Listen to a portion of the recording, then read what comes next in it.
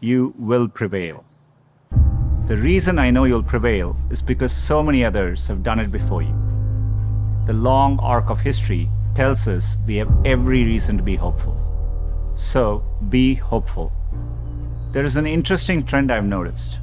It's very conventional for every generation to underestimate the potential of the following one. It's because they don't realize that the progress of one generation becomes the foundational premise for the next. And it takes a new set of people to come along and realize all the possibilities. I grew up without much access to technology. We didn't get our first telephone till I was 10.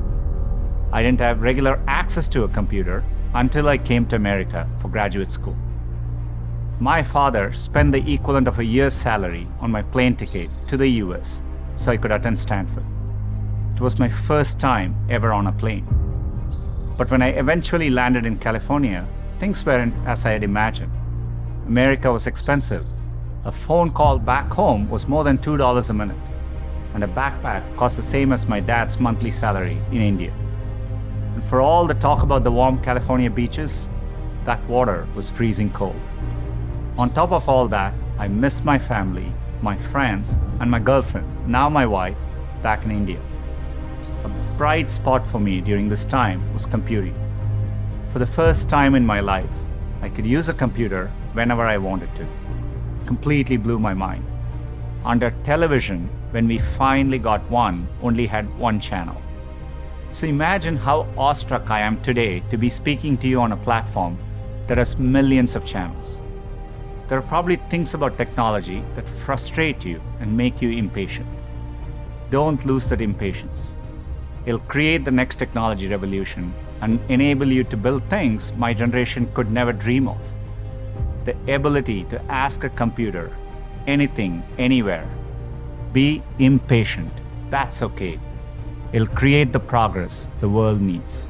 The important thing is to be open-minded so that you can find what you love. For me, it was technology. The more access my family had to technology, the better our lives got. So when I graduated, I knew I wanted to do something to bring technology to as many others as possible. At the time, I thought I could achieve this by building better semiconductors. At that time, I used to read about what was happening in Silicon Valley, and I wanted to go be a part of it. And at that same moment, the internet was literally being built all around me. The year I arrived at Stanford was the same year the browser Mosaic was released, which would popularize the World Wide Web and the internet.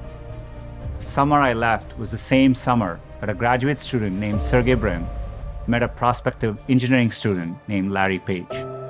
These two moments would profoundly shape the rest of my life. But at the time, I didn't know it.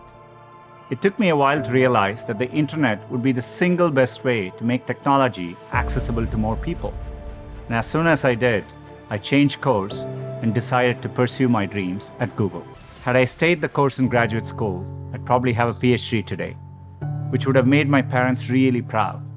But I might have missed the opportunity to bring the benefits of technology to so many others.